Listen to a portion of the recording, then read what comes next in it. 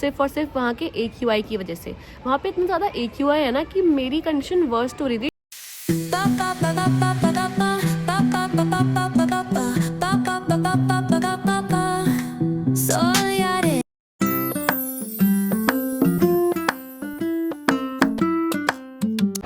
Guys तो मैं आई हूँ अब मूवी देखने के लिए इन द मॉल। तो अब हम आ चुके हैं अंदर और हमारी ऑडी नंबर है 8। तो चलो चलते हैं ऑडी नंबर 8 में।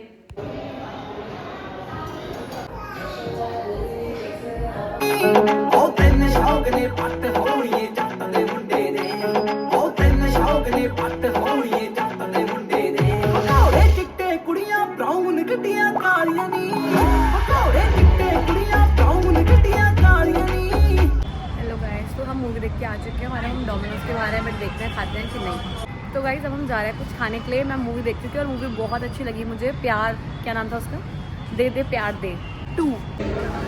तो गाइस मैं अभी आई हूँ मेरा स्वीट्स पे खाने के लिए आफ्टर मूवी।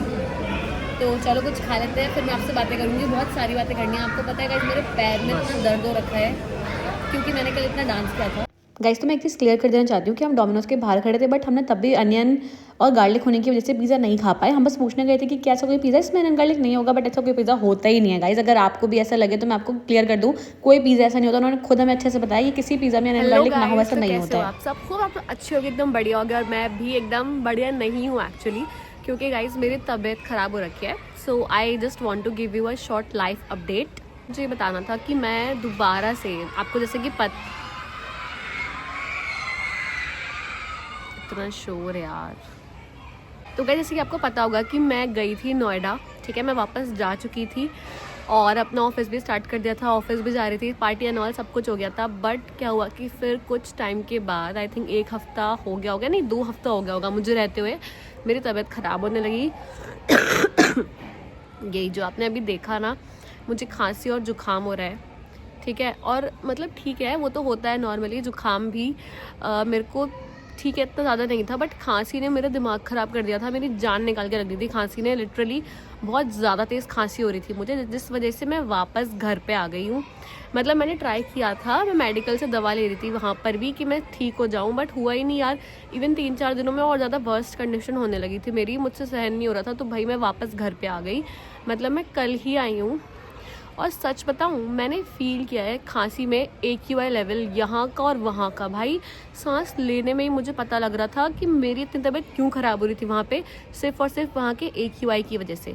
वहाँ पे इतना ज़्यादा AQI है ना कि मेरी कंडीशन वर्स्ट हो रही थी, ठीक ही नहीं हो रही थी। बट ऐसे पता नहीं लगता ना कि क्या रीज़न है। बट जैसे मैं यहाँ पे आई हूँ ना कल से, और मुझे सच बता रही हूँ, हवा में ही मतलब फ्रेशनेस फील हो रही है कि जो एक सीने में भारीपन नहीं लगता है, सांस लेने में ऐसे गंदा गंदा सा फीलिंग आ रही थी। वहाँ पे सांस लेते ही खांसी आ रही थी, बट यहाँ पे काफ़ी बेटर हो गई मैं आते ही, क्योंकि मतलब मुझे पूरा विश्वास लग रहा है कि ये AQI की वजह से ही इतना ज़्यादा हो रही थी मेरी वर्स्ट कंडीशन।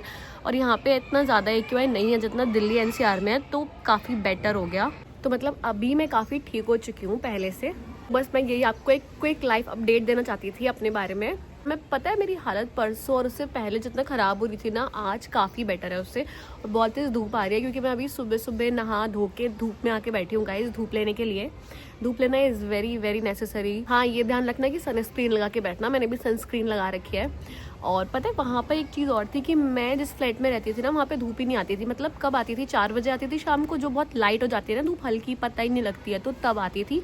और तब लगती नहीं थी बॉडी को। और मैं रहती हूँ इतने टॉप फ्लोर पे कि वहाँ पे इतनी तेज़ हवा चलती होती थी कि धूप लाइट लगती थी 4 बजे और हवा ज़्यादा लगती थी, तो ठंड इतनी लगती थी, धूप पता ही नहीं लगती थी मुझे वहाँ पे। मैं धूप ही नहीं ले पाया करती थी यार वहाँ पे। तो घर पे आने का मुझे एक और बेनिफिट है कि मैं अच्छे से धूप तो ले पा रही हूँ ना एटलीस्ट।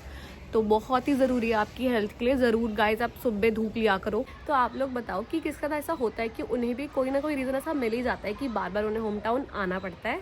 तो कमेंट करना ज़रूर गाइस, मुझे आपके कमेंट्स का बहुत इंतज़ार रहता है गाइस। तो please do comment, subscribe and like to my video. The next day. Hello guys, तो मैं अपने लगा रही हूँ तेल सर में, जो कि मम्मी ने बना के दिया है।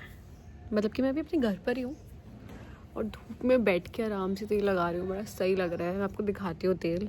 ये देखो गाइस, ये मैं गर्म करके लाई हूँ तेल। इसमें मम्मी ने काफ़ी सारी चीज़ें डाली है, मतलब आंवला वगैरह जो भी होती है बालों के लिए अच्छी है, मुझे नहीं पता। अगर आपको जानना है तो बताना, मैं पूछ के बताऊंगी मम्मी से कि क्या क्या डाला है उन्होंने। बाकी ठंडों में धूप में बैठ के सूरज देवता के सामने आराम से तेल लगाना, आई लव दिस थिंग। मुझे ना डर लगता रहता है कि कोई देख तो नहीं रहा, क्योंकि मैं एक न्यू व्लॉगर हूँ ना, एक बिगनर हूँ, तो फिर वही डर है बस। Guys I don't have something कि मैं कहाँ रखूँ इसे, क्या मैं अपने चश्मे पे लगा के रख दूँ, बट नो नॉट पॉसिबल।